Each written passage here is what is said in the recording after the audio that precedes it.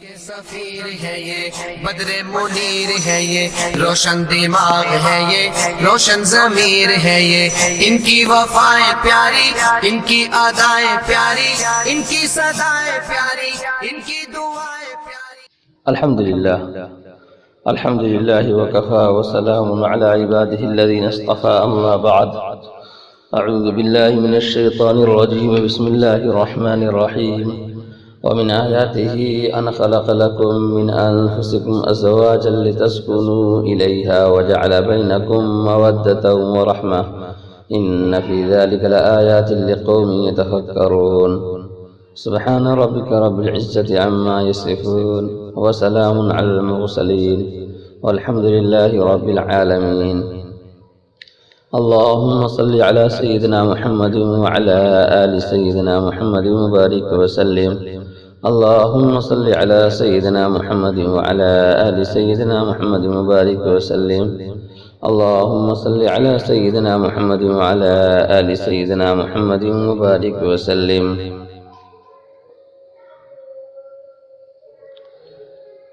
اس دواجی زندگی کے عنوان پر بات کرتے ہوئے اس پس منظر کو ذہن میں رکھنا ضروری ہوگا کہ اسلام سے پہلے دنیا کی مختلف تہذیبوں اور مختلف معاشروں میں عورت کو کیا مقام حاصل تھا. تاریخ اسلام کا مطالعہ کیا جائے تو یہ بات روشن کی طرح عیاں ہوتی ہے، ظاہر ہوتی ہے کہ اسلام سے پہلے دنیا کے مختلف ممالک میں عورت اپنے بنیادی حقوق سے بالکل محروم تھی. عورت اپنے بنیادی حقوق سے بالکل محروم تھی. فرانس میں عورت کے بارے میں یہ تصور تھا کہ یہ آدھا انسان ہے، اس لیے معاشرے کی تمام خرابیوں کا ذریعہ بنتی ہے.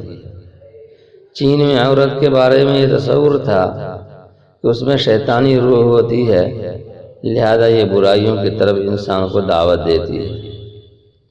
جاپان میں عورت کے بارے میں یہ تصور تھا کہ یہ ناپاک پیدا کی گئی ہے، اس لیے عبادت گاہوں سے اس کو دور رکھا جاتا تھا.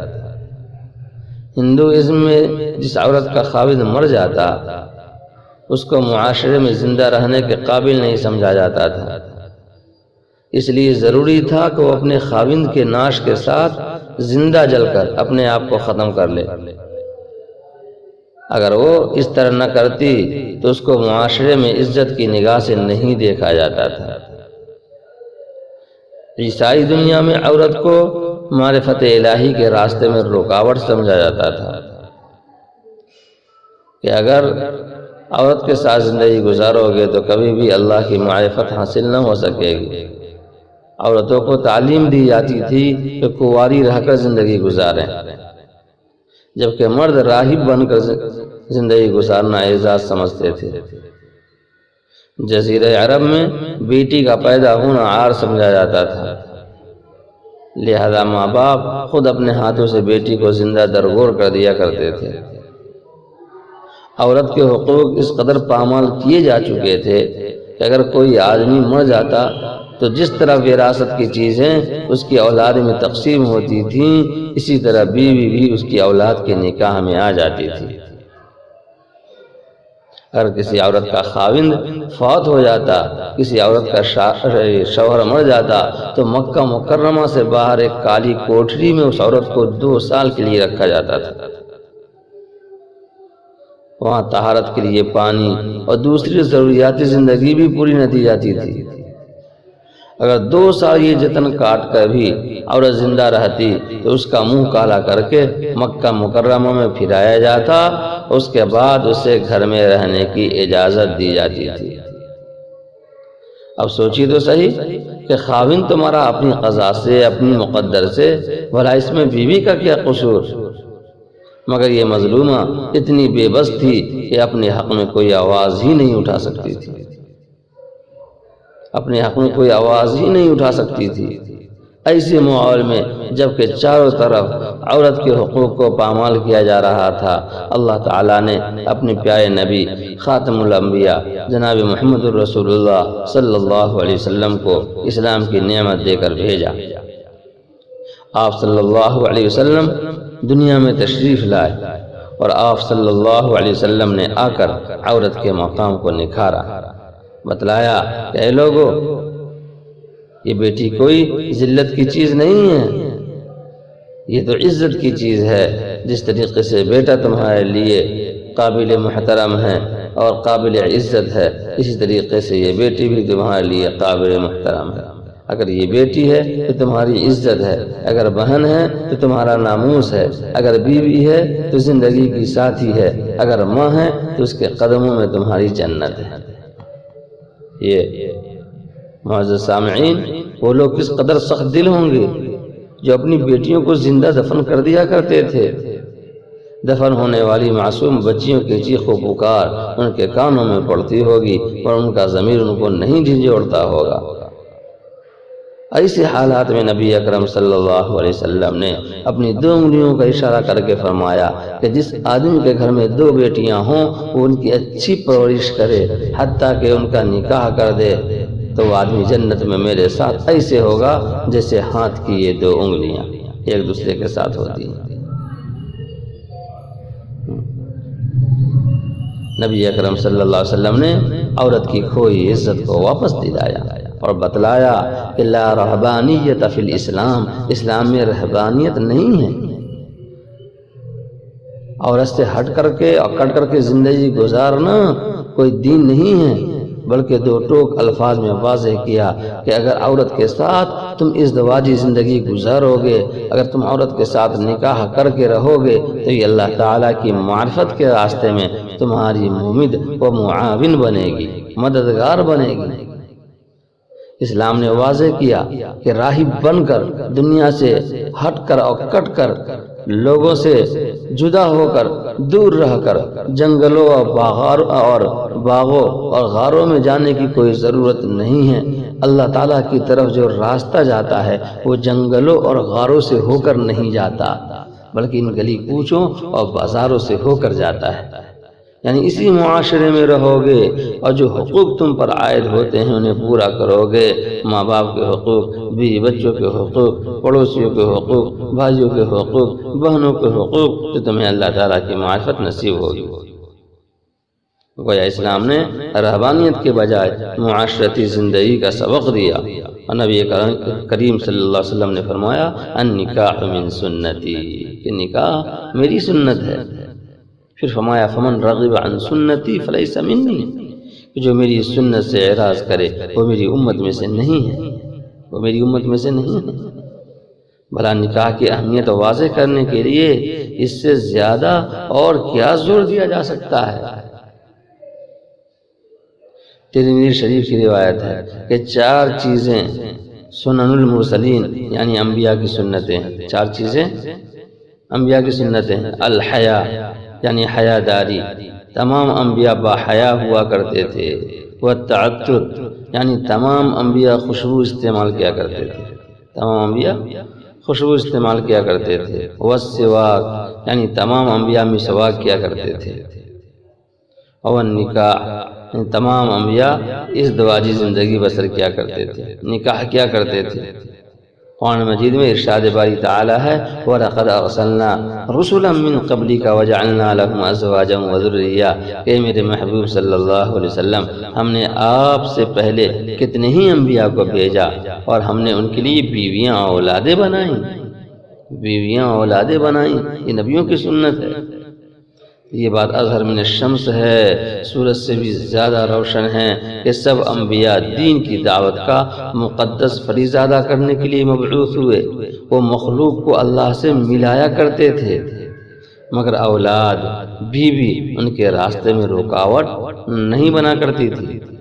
گویا اس بات کو پختہ کر دیا گیا کہ ازدواجی زندگی سے فرار اور بھاگنا اور دوری اختیار کرنا تو در حقیقت معاشرتی حقوق کی ادائیگی سے فرار اختیار کرنا ہے، بھاگنا ہے۔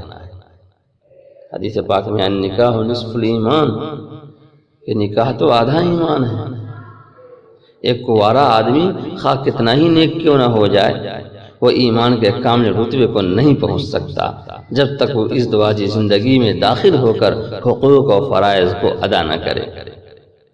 اس وقت تک اس کا ایمان مکمل نہیں ہوتا۔ اس لیے جس لڑکے کی شادی نہ ہو اور وہ جوان العمر ہو، حدیث میں اس کو مسکین کہا گیا ہے۔ جس لڑکے کی شادی نہ ہو اور وہ جوان العمر ہو، حدیث پاک میں اس کو مسکینہ کہا گیا ہے۔ کہ گویا لوگ قابل رحم ہیں کہ عمر کے اس حصے میں یہ اس دواجی زندگی گزارنے سے محروم ہیں، اپنے جوڑے کے ساتھ زندگی گزارنے سے محروم ہیں، قابل رحم ہیں یہ لوگ۔ اس لیے ہمارا جو اولیاء ہیں، جو سرپرست ہیں، بچے کے والدین ہیں، چچا ہیں، بھائی ہیں، ان کو فکر کرنا چاہیے کہ جو ہمارے گھر میں کنوارے بچے ہیں اور بالغ ہو گئے ہیں، ان کا نکاح جلد سے جلد کرے، جلد سے جلد کرے۔ حضرت علی رضی اللہ عنہ فرمایا کرتے تھے کہ مجھے میرے محبوب خاتم المرسلین صلی اللہ علیہ وسلم نے 5 کاموں میں جلدی کرنے کی وصیت فرمائی۔ کتنے کاموں میں؟ کہ 5 کاموں میں جلدی کرنے کی وصیت فرمائی کہ عجلوا بالصلاۃ قبل الفوت، تم نماز کے فوت ہونے سے پہلے اسے ادا کر لو۔ عجلوا بالتوبۃ قبل الموت، کہ موت سے پہلے توبہ کرنے میں جلدی کرو، موت سے پہلے توبہ کرنے میں جلدی کرو۔ نمبر 3، جب کوئی آدمی مر جائے تو اس کے کفن دفن میں جلدی کرو، کفن دفن میں جلدی کرو۔ نمبر 4، تمہارے سر پر قرض ہو تو اس کے ادا کرنے میں جلدی کرو، اگر تمہارے جن میں کوئی قرض ہو تو اس کے ادا کرنے میں جلدی کرو۔ اور نمبر 5، جب بیٹی یا بیٹے کے لیے کوئی مناسب رشتے مل جائے تو اس کے نکاح کرنے میں جلدی کرو، نکاح کرنے میں۔ یہ ایک مسلم حقیقت ہے کہ جس کسی کو اچھا جیون ساتھی مل جائے تو وہ یقیناً خوش قسمت انسان ہے، وہ خوش قسمت انسان ہے۔ حضرت علی رضی اللہ عنہ فرمایا کرتے تھے کہ جس انسان کو 5 چیزیں مل جائیں وہ اپنے آپ کو دنیا کا خوش قسمت انسان سمجھے، خوش قسمت انسان سمجھے دنیا کا۔ وہ 5 چیزیں کیا ہیں؟ وہ 5 چیزیں یہ ہیں: شکر کرنے والی زبان، یہ اللہ تعالیٰ کی بڑی نعمت ہے۔ آج تو اکثر لوگوں کا یہ حال ہے کہ اللہ کی نعمتیں کھاتے کھاتے دانت گر جاتے ہیں مگر اس کا شکر ادا کرتے کرتے زبان نہیں گھستی۔ مثل مشہور ہے کہ جس کا کھائیے اس کے گیت گائیے۔ ہمیں چاہیے کہ ہم اللہ تعالیٰ کا شکر ادا کرتے رہیں۔ ذکر کرنے والا دل، یعنی جس دل میں اللہ کی یاد رہتی ہو، وہ نعمت عظمیٰ ہے، اس کو بڑی نعمت ملی ہوئی ہے۔ مشقت اٹھانے والا بدن، مثل مشہور ہے کہ صحت مند جسم میں ہی صحت مند عقل ہوتی ہے۔ تو بدن ہمارا مشقت اٹھانے والا ہو، ایک نعمت ہے، یہ سست نہ ہو، آرام پرست نہ ہو، آرام طلب نہ ہو، بلکہ یہ بدن کام کرنے والا ہو۔ وطن کی روزی، یہ بھی بڑی نعمت ہے۔ مسئلہ مشہور ہے کہ وطن کی آدھی اور پردیس کی ساری پھر بھی برابر نہیں ہوتی۔ اور نیک بیوی یعنی ہمدم و ہمساز نیک ہو تو زندگی کا لطف دوبالا ہو جاتا ہے۔